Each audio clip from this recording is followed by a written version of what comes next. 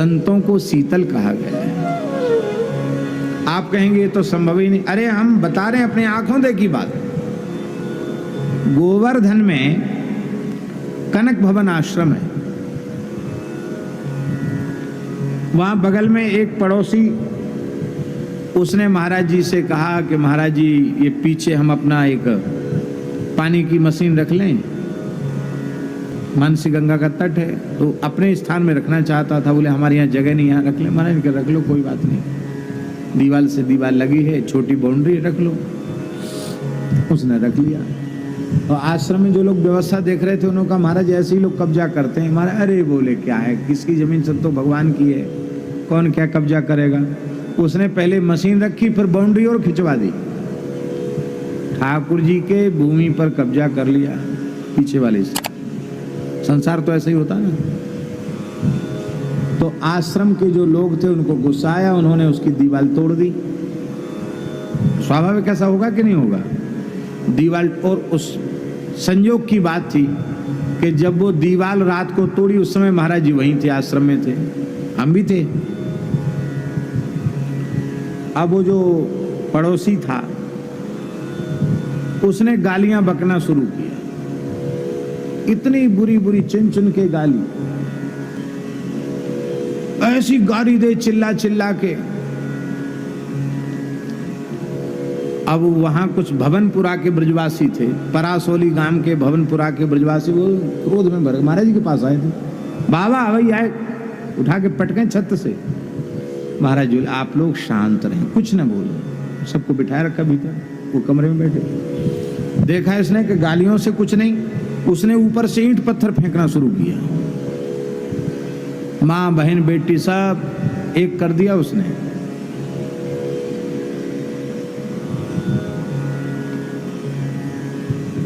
हमने कहा महाराज जी अब क्या होगा। अब महाराज जी बाहर बैठे थे बरंडा में, उनके पास पत्थर गिर रहे थे। महाराज जी बोले यही राम जी की लीला है, कभी फूल बरसते हैं और कभी ईंट पत्थर भी बरसते हैं, सब भगवान की लीला है, बहुत अच्छा है।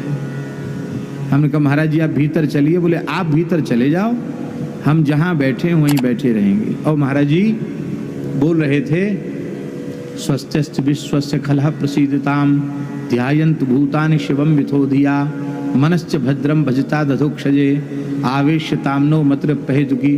पंचम स्कंध में जो प्रहलाद जी स्तुति कर रहे हैं नरसिंह भगवान की, वो स्तुति महाराज जी बोल रहे थे। तो हमको भी थोड़ा रोष आया। हम कहा महाराज जी स्तुति करने से क्या होगा। बोले स्तुति करने से सब होगा। उस स्तुति का आशय है स्वस्त्यस्त विश्वस्य, सारे विश्व का कल्याण हो, दुष्टों का भी बुरा ना हो। प्रहलाद जी कहते खला प्रसिद्धताम, दुष्ट भी प्रसन्न हो जाएं, सभी प्राणी एक दूसरे के कल्याण का चिंतन करें और हम सबकी बुद्धि भगवान में लग जाए, निष्काम बुद्धि भगवान। आवेश से तामनो मति रप्य हेतु की, अहेतु की मति भगवान में लग जाए।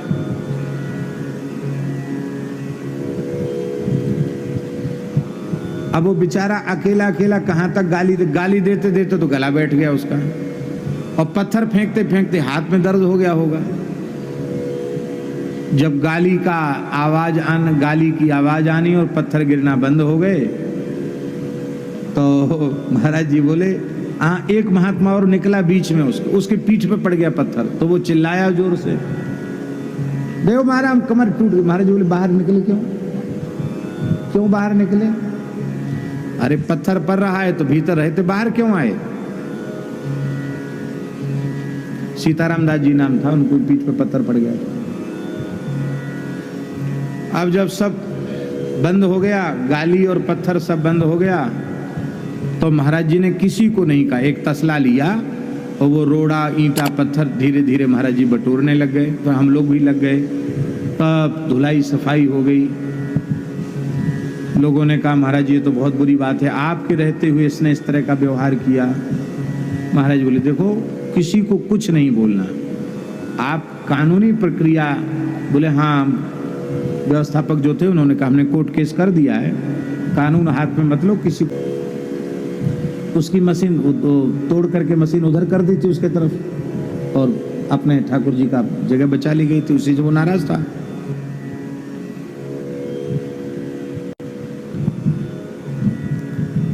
अब सब बातें कहने की नहीं होती, लेकिन फिर भी यथार्थ का संगोपन कहाँ तक करें। तो ये शाम की घटना है और हमारा ये हाथ उतर गया था, ये जो बायां हाथ उतर गया था, यहाँ से नीचे उतर गया था। तो हमको भी बहुत कष्ट था उस समय। ये संधि यहाँ से अलग होकर नीचे हाथ उतर गया था।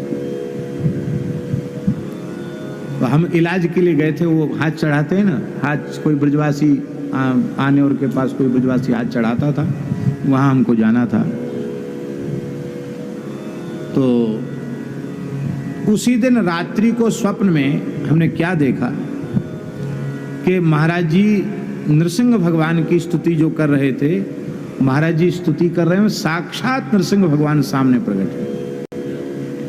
और महाराज जी ओम नमो भगवते नरसिंहाय नमस्तेजस्ते से आविर्भाव वज्रनक वज्रदंष्ट इस मंत्र को बोल रहे हैं और स्वस्थ विश्व से खला प्रसिद्ध था। ओ भगवान के श्रीअंग से बहुत प्रकाश निकल रहा है। नरसिंह भगवान बड़े सुंदर हैं, बहुत सुंदर हैं और इतना विकराल स्वरूप है कि हम तो सपने में डर गए। तो महाराज जी हमसे बोले डरो मत, हमारे साथ स्तुति करो। तो हम भी स्वस्थ विश्व से खला प्रसिद्ध महाराज जी के साथ बोलने लगे। फिर बोले नरसिंह भगवान को प्रणाम करो। तो फिर हम उनके चरणों में जाकर हमने प्रणाम किया। तो उन्होंने मुस्कुरा कर ऐसे आंखों से ऐसे देखा हमारी तरफ, बस ऐसे देखा, ऐसे किया, ऐसे देखा। उन्हें नींद खुल गई। सवेरे 4 बज रहे थे। महाराज बोले पंडित जी तबीयत कैसी है? उनके महाराज जी तबीयत तो ठीक है आपकी कृपा से, लेकिन ऐसा, अरे देखो ऐसा है, तुम कल कह रहे थे कि स्तुति करने से क्या होगा, तो स्तुति भगवान ने स्वीकार कर ली, ये भगवान ने अनुभव करा दिया। जब कोई प्रेमी भगवान की स्तुति करता तो भगवान खड़े होकर सुनते हैं। देखो इस मोहल्ले में नरसिंह भगवान का मंदिर है, तुम चले जाओ, एक नारियल ले जाओ, कुछ फल ले जाओ, नरसिंह जी को ये भेंट कर आओ। कुछ पैसा दिए, फल दिए, बोले भेंट कर देना। नरसिंह जी को दर्शन दिया है, उनको जाकर भेंट कर देना, हमारी दंडोत बोल देना। गए वहाँ दर्शन कर, अभी भी वो नरसिंह जी बैठे हैं।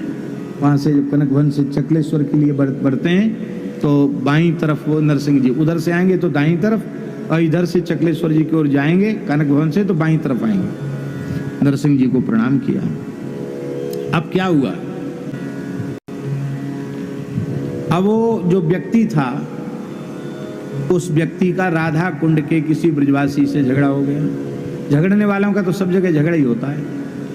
वहां झगड़ा हुआ तो यहाँ तो महाराज जी तो कुछ नहीं बोले, जबकि इतनी शक्ति थी महाराज जी में, इतना प्रभाव था उनका गिरिराज जी में कि उसकी तो हालत खराब हो जाती।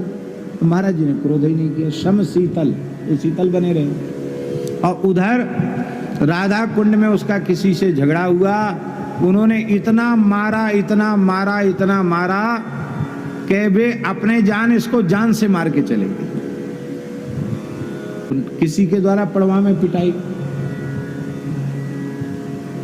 तो कुछ दिन बाद एक इस घटना के 2 दिन के भीतर, माने एक दिन बया, दूसरे दिन ही तो पिटाई हो गई उसकी। अब हॉस्पिटल ले गए, जैसे तैसे उसके प्राण बचे। यहाँ वहाँ सब जगह एकदम कटा फटा, एकदम सूजा मुंह।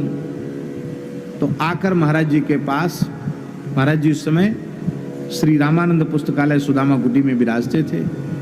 महाराज जी के पास आकर के रोने लग गया। उसके घर के लोग आए, बोले बाबा माफ कर दो इसको, इसने आप जैसे संत को गाली दी, इसको माफ कर दो, इसके जैसे तैसे प्राण बचे हैं। वो बार बार कहता था हमको बाबा बचाए सकें, बाबा के पास ले चलो, इसको आपके पास लेके आए हैं। तो महाराज जी उसके दुख को देखकर आंख में आंसू भर लिए, रो गए। अरे बोले भैया क्या हो गया, कैसे ऐसा हो गया? नहीं तो कोई दूसरा होता तो कहते अच्छा खूब गालियां दे लो, खूब पत्थर बरसा लो, अब देखो क्या परिणाम हुआ, साधु का अपमान का क्या फल मिला। महाराज जी ने कुछ नहीं कहा। महाराज जी ने उसको कपड़ा दिया, इलाज के लिए पैसा दिया और बोले कोई बात नहीं विष्णु, बोले बाबा हम वो चेला बनाए लो। महाराज जी बोले अरे भैया ब्रजवासी तो गुरु होए, चेला काऊ के ना होए, कोई बात ना है, चेला ही समझो, तुम गुरु मान लिया तो तुम चेला ही समझो। बाबा हमारे आपकी राजीनामा, हमारा केस खत्म करवाए दो बस।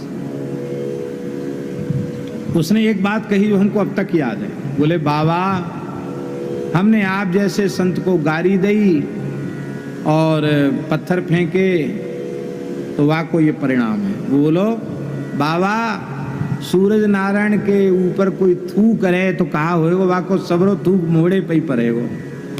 बोले आप तो सूरज के समान है, हमने आपको गाली दी, उसका सब पाप मुझे भोगना पड़ा। बाद में हमने ही उस व्यक्ति की महाराज जी से दीक्षा कराई, महाराज जी का शिष्य हो गया।